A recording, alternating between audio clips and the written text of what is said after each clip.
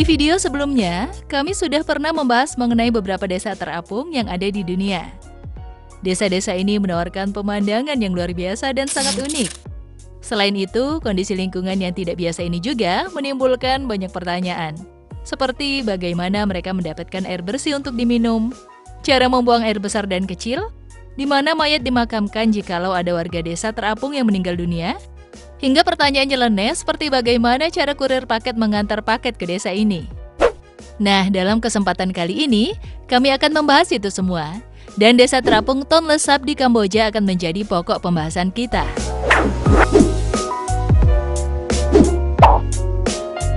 Kehidupan di desa terapung.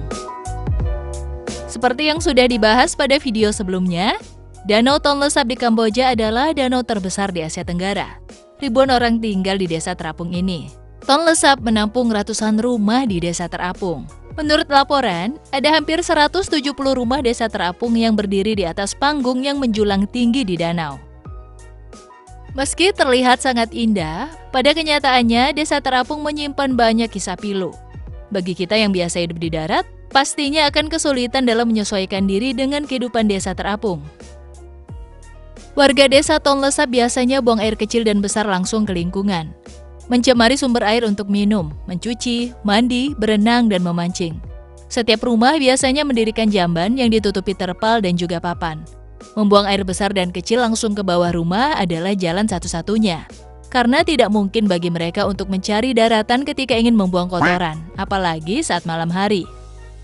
Celakanya, air sudah tercemar dengan kotoran manusia ini juga menjadi air yang biasa mereka gunakan sehari-hari untuk minum, mandi, dan mencuci. Untuk air minum, masyarakat dapat menyaringnya menggunakan tawas yang ditempatkan pada wadah khusus. Selanjutnya, air dimasak hingga mendidih. Namun sebagian ada juga yang langsung memasak air tanpa penyaringan. Tak heran bila penduduk di daerah ini memiliki tingkat diare yang tinggi, terutama pada anak-anak. Tercatat beberapa kasus anak di bawah 5 tahun meninggal di desa ini akibat diare. Selain itu, balita juga ditemukan meninggal akibat tenggelam akibat terlepas dari pengawasan orang tua. Ada beberapa perusahaan di sana yang mengolah air danau untuk memproduksi dan menjual air minum dalam kemasan.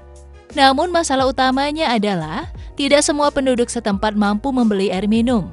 Karena itu mereka tidak punya pilihan selain menggunakan air danau untuk konsumsi. Masalah lainnya yang membuat air tercemar adalah pembuangan sampah.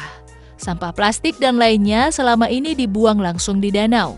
Karena memang tidak ada tempat khusus untuk menampung sampah-sampah warga desa terapung. Jadi intinya, air di tempat ini mereka gunakan untuk semuanya dalam memenuhi kebutuhan hidup.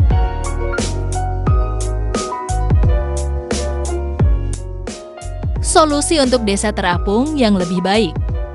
Melihat penduduk desa terapung yang hidup dalam keprihatinan selama bertahun-tahun, belakangan komunitas sosial di Kamboja serta pemerintah setempat mencoba membangun sebuah toilet terapung.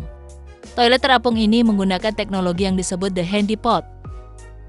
Handy pot adalah sistem pengolahan air yang dirancang untuk menyaring air limbah kotoran manusia di desa terapung menggunakan vegetasi alami. Handy pot diletakkan di bawah toilet rumah terapung, menampung kotoran manusia ke dalam 1 atau 2 tangki yang terbuat dari drum plastik. Pot menggunakan mikroba dan jamur untuk memecah kotoran organik menjadi gas seperti karbon dioksida, amonia, dan hidrogen. Sementara beberapa mikroba dalam limbah bertahan pada langkah pertama penyaringan. Mereka kemudian dicuci ke dalam polong berisi eceng gondok.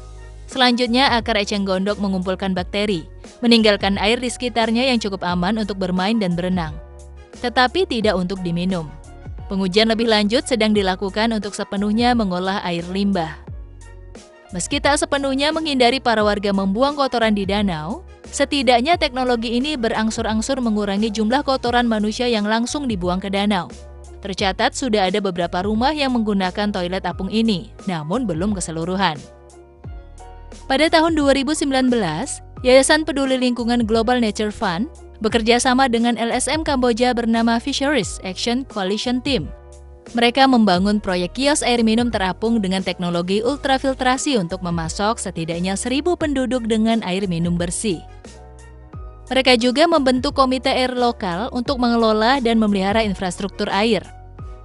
Selain itu, untuk urusan sampah, dibentuklah sistem pengumpulan sampah dengan 2 perahu. Uji coba pemisahan dan daur ulang sampah di 150 rumah tangga di desa. Pertanyaan lain yang terbesit di benak kita mengenai desa terapung adalah, di mana mayat dikuburkan saat ada warga yang meninggal dunia? Tentu saja warga desa akan mencari daratan untuk mengubur mayat tersebut. Mayat dibawa menggunakan perahu dan selanjutnya dikubur di daratan. Sementara itu, untuk kurir pengantar paket belanja online yang banyak ditanyakan, tentu saja di sini kita tidak akan menemukan kang paket keliling tersebut ya. Seperti diketahui, rata-rata warga kampung ini hidup di bawah garis kemiskinan dan jauh dari teknologi. Bahkan untuk membeli air bersih saja mereka sangat kesulitan. Tentu saja tidak semua desa terapung mengalami kondisi buruk seperti ini. Seperti desa terapung di Thailand yang bernama Kopanyi. Desa ini memiliki kehidupan yang lebih baik.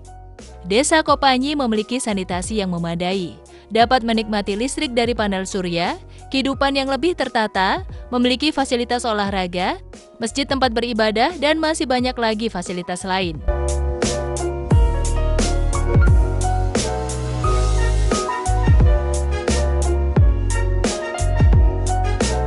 Itulah sekilas mengenai kehidupan di desa terapung yang ada di dunia. Yang pastinya kita harus lebih bersyukur ya, karena hidup di daratan dengan banyak kemudahan seperti akses air bersih, listrik, dan fasilitas umum lainnya yang lebih memadai. Sekian video kali ini. Jangan lupa like, komen, dan share. Sampai jumpa di video selanjutnya.